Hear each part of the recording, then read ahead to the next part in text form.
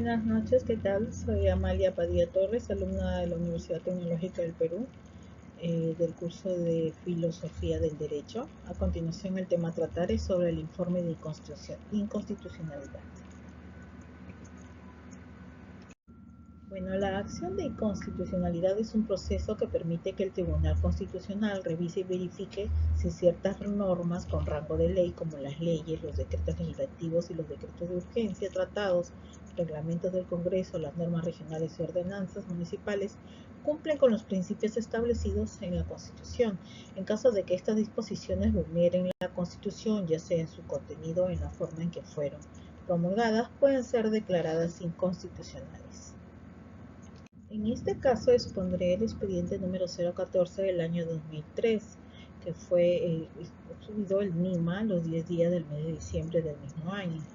Reunido el Tribunal Constitucional en la sesión del Pleno Jurisdiccional, con la asistencia de los señores magistrados Alba Orlandini, el presidente Barledi Lartirigoyen, el vicepresidente Reiterri. Bueno, en este caso vamos a hablar sobre lo que es la reforma constitucional, que eso es el que trata el expediente. Cronología de la investigación. Los demandantes sostienen que, estando vigente la Constitución de 1979, el 5 de abril de 1992, el entonces presidente constitucional de la República, quien fue el señor Alberto Fujimori, contando con el apoyo de civiles y militares, perpetraron un golpe de Estado e instauraron una dictadura corrupta, la cual, para disfrazar su propósito, realizaron la Constitución de 1993, ¿no? En todo caso, los demandantes están sosteniendo que no es legítima, debido a que fue realizada con fines personales, ¿no? Con intereses personales.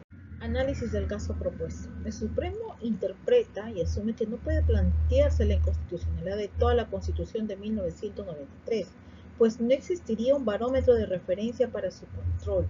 Es decir, que en base a la Constitución de 1993 es que se está pidiendo la reforma de dicha Constitución, ¿no? Además, si aún así se pretendiera cuestionar esta carta, ¿no resultaría acaso deslegitimado el propio tribunal para esta tarea, dado que es la propia Constitución la carta que establece las potestades del tribunal? La parte más relevante de la decisión en comento señala, ¿no?, las paradojas de la impugnación de inconstitucionalidad del documento denominado Constitución Política de 1993. Es como una contradicción a la misma norma. Alcances de la impugnación efectuada. Queda claro que no es en este último sentido con el que debe comprenderse los alcances de la impugnación efectuada. En primer lugar, no se solicita la declaratoria de la inconstitucionalidad de una o algunas disposiciones de la Constitución de 1993. Tampoco se pide que se declare la inconstitucionalidad de una reforma constitucional que haya sido introducida de manera contraria al procedimiento contemplado en su artículo 206. O vulnerado los límites materiales a los que está sujeta la reforma constitucional. Para el positivismo excluyente de Kelsen, la reforma constitucional o creación de una nueva constitución en el Perú plantea cuestiones sobre legitimidad y el proceso formal de estas modificaciones. Desde el enfoque kelseniano, lo fundamental es que estas reformas o reemplazos se hagan conforme a los procedimientos establecidos. El positivismo incluyente o metodológico de Hahn.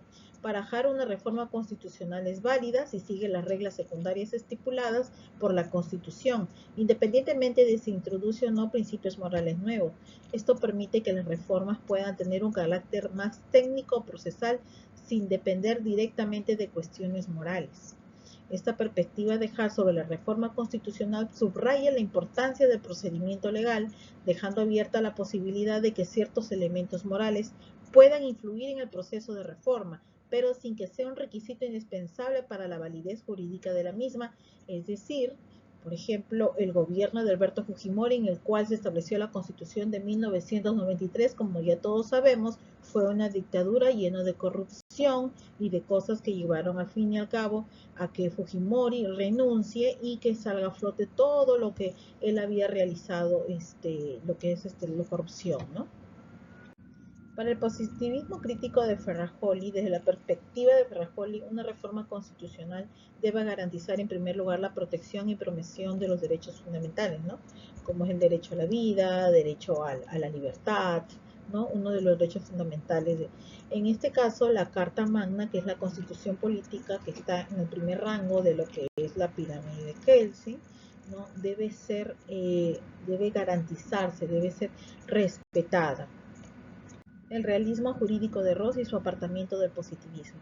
Desde la perspectiva del realismo jurídico, una reforma constitucional no solo implica cambios en las normas y principios establecidos en la Constitución, sino que también debe considerar cómo los jueces y autoridades aplicarán esas nuevas normas en la práctica, ¿no? Sería un cambio rutinario. El realismo jurídico de Ross enfatiza que el derecho no puede reducirse a un sistema de normas abstractas como sostienen los positivistas. Conclusiones y propuestas de solución. La doctrina que esta decisión establece resulta de sumo interés para sentar la posición de la legitimidad de origen que identifica las cartas fundamentales de los estados. En este norte de ideas resulta validada la Constitución de 1993, sobre lo cual es importante aportar adicionalmente que la misma resultó legitimada con el referéndum de la misma, mecanismo de democracia participativa que permitió asumir su legitimación posterior, ¿no? Como sabrán, la Constitución de 1993 hasta el momento todavía sigue vigente. Bueno, con algunos percances, como es el ajuste, ¿no? De algunos, como se dice, ¿no? La Constitución. He ahí lo que salió de este expediente, ¿no? Que querían hacer una reforma constitucional y se fueron hasta las instancias del tribunal. Bueno, en conclusión, considerando que si por un momento y pese a lo anterior tuviésemos la convicción de que este tribunal es competente para declarar la inconstitucionalidad del denominado documento de 1993, situaciones no menos paradójicas habría que necesariamente advertir lo siguiente. Por un lado, la sentencia que declare la inconstitucionalidad de la Constitución de 1993, al ser un acto procesal que ponga fin a un proceso creado y regulado por la misma Constitución de 1993. Es decir, se está contradiciendo, ¿no? Por eso esto se declara infundado. Tendría que forzosamente también considerarse como inconstitucional, es decir, se trataría de una sentencia dictada en el seno de un proceso en sí mismo inconstitucional.